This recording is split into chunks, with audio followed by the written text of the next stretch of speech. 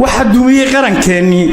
oo doorshay quruxdiisii oo dawga ka habowshay dadka waxa culeysiiyay dilka iyo dhacana keenay iyo gulufka duulaanka iyo daadufka iyo caydha iyo dalowga maariyaadka waxaan wali dib loo eegin dadna aanu isweydiinin dawladii ku dhaqankeeda hay marka duulka weedhe markaan doonay nuxurkeeda oo daashay madaxayga nindeeyaba ku sii dayday ilaa doorka Umar fiirshay waa Umar bin Khadaab dawladnimo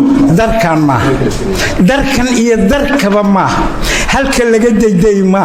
idooro kaliya ma darajiye xilqad ma kursiga ka degin ma madaxnimo ku dir ma sinji iyo dirso ma dadka yaaxiga ma diidan yahay ma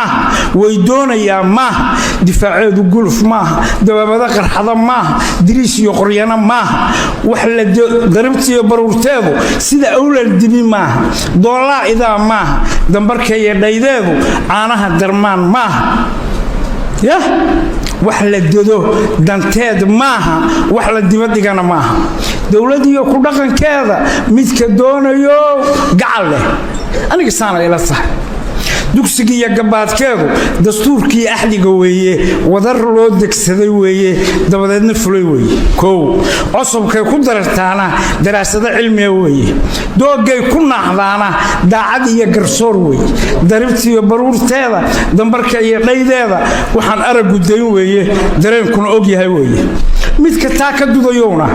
ama diidan u gacal ha ka doon meel daran ha ku daalin dow maran habba guluf dooyeyni habba door hanaga layni habba doob ha gowriciye waxa doon qaran ma walaal dawladnimo ma anigana dantay ma adna daawada ma marka daaba Soomaal waxaan leeyahay shakhsiyaadka ku guuldareystay hanaanka dawladnimo qorshaha dawladnimo saanqaadka dawladnimo yay ummadda Soomaaliyeed ku rafan meel kastaba ha joogeen wariyay ku rafan